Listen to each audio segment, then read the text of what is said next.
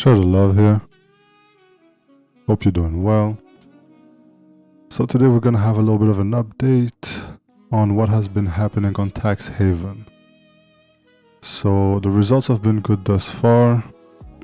If we look at all the vaults, a lot of volume has been created on these tax tokens. And if we look here, that's 19%. Or time weighted volume is 25%. That means if you calculate, if you've already gotten it from the beginning. So that is from July 2nd. So from July 2nd to almost August 2nd, we are still July. But that is on essentially $400 of deposit, created $53 of volume, which is pretty good. I mean, if we extrapolate that, that's 20% a month. About, so 20% a month. That's good over a year. That's good over a year. Plus, you still have access to your capital, and you get the rewards. Get the rewards here. Let's look at BDAI. BDAI, lots of volume. But this one might be a little bit different when it comes because people came in and out of that pool. So it's 32% overall and 91% for the time weighted average. But it's because people put a lot in. As you can see, a lot of deposits, lots of withdrawals. So that one works a little bit differently. But still, that one started when? It's July 5th. So under a month, and essentially about 32%, which is pretty great in a month for volume generation for tax tokens. What do we have there? Then we have Neon, which looks like it's been on an up only run, really. Taxhaven only bought once. So there's something that I want to address because it came up recently in conversations, is that a lot of people are saying, why does it sell? Why doesn't it let just run, right? And so I'm going to show you on Dex screener here. So this is the same chart exactly, but now we have more indication of other people's volume, right? And the thing is this, see all the selling, like now there's almost no volume here.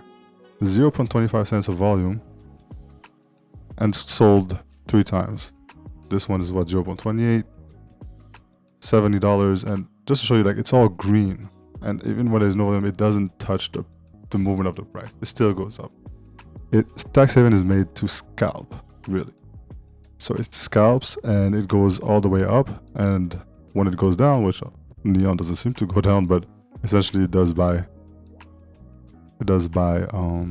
at lower prices. And again, I'm pretty sure if you look it up, yeah, like the volume doesn't come from this, and it doesn't push the price down so much.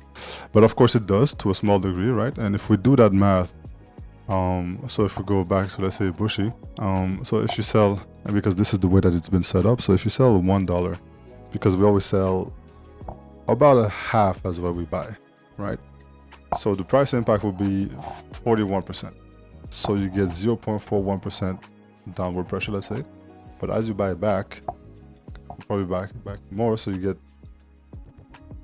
0.82% buy pressure, which is what you want, because Neon is it's having a good run, but essentially, if we look at everything like BDAI, for example, there's a lot of that buying which is net positive, because if you have accumulated all that DAI from all the run-ups, when it runs back down, you get all this ammunition to buy it up. And these are tax tokens. You want the reflections, you want the burn for the stakers or whoever, just the holders, the benefit. That's what you really want, right? Now we have RADX. RADX is still in its launch phase. They still have an auction going on. It is not done yet. And I mean, it's been amazing. I mean, this is, when did it start? It started on July 23rd. And we are the 31st. And that's $600 of volume, which is just a little bit over a week. Literally a day over a week. So this is the lesson that I want to teach, that what can happen in a very high volatility play with Taxhaven is that this is more than a third in a week, right? So if we go time weighted, it's more like 60%. Like if you look at the beginning of the deposit, it's, instead of having the money just sitting, not doing anything, and sometimes burning the money, because people say, okay, I'm gonna take that $1,000, buy it up, and burn it away, which is good. It's good for the community.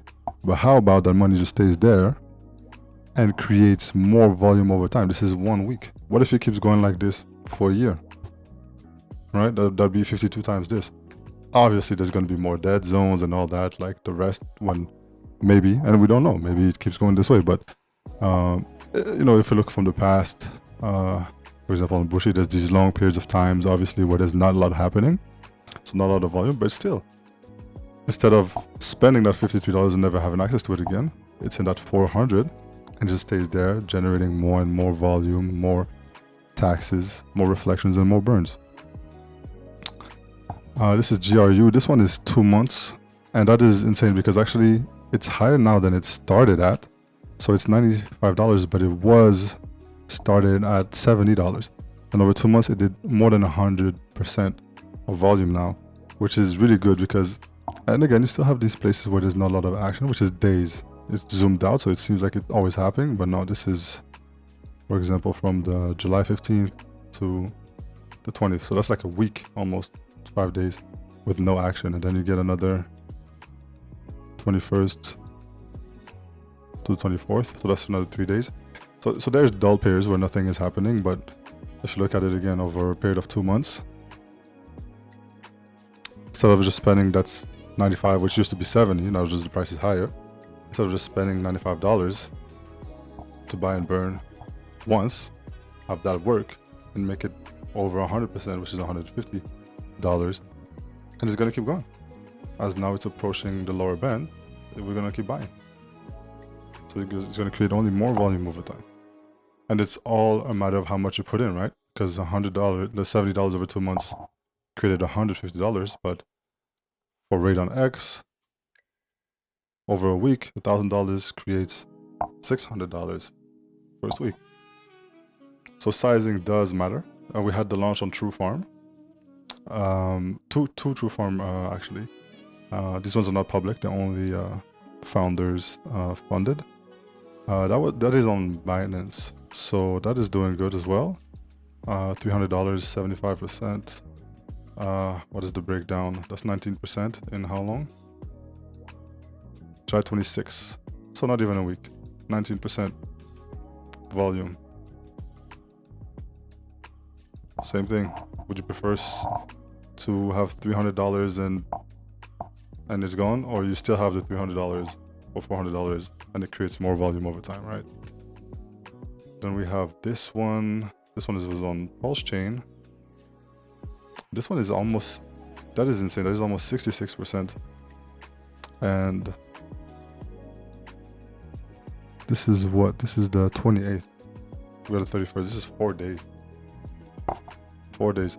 They're working on some other stuff. I know they would have put in more capital, but man, if they, I mean, imagine this is $180 for funsies. Let's say it's 180K. That means you get 60K of volume. That's insane. That's insane. So whoever did that, that was a lot of selling power. But anyway, Taxhaven was there to, you know, have that buy wall, because that's what it does, right? Everything below that yellow line is a buy wall. They will chip at it little at a time, right? So this is what's been happening in Taxhaven, right? Humble beginnings, right? But it's looking very, very good. Very, very good.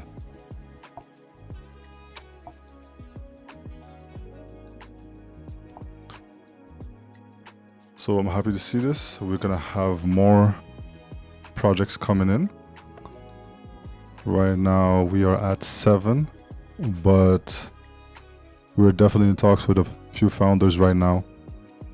Mostly obviously on PulseChain, some on Binance, and other platforms. And we're probably gonna help also TruFarm on Ethereum when they launch over there. But yeah, Taxhaven, for those who don't know, is creating volume for tax tokens, and whether they have reflections or whether they don't, like the TruFarms, they don't have reflections, right? It is, in my humble opinion, obviously, and I am biased because I created it, but I think it is the best thing for tax tokens on this chain. So thank you for listening, watching all the way through. Take care of the ones you loved. Be blessed. Share the love.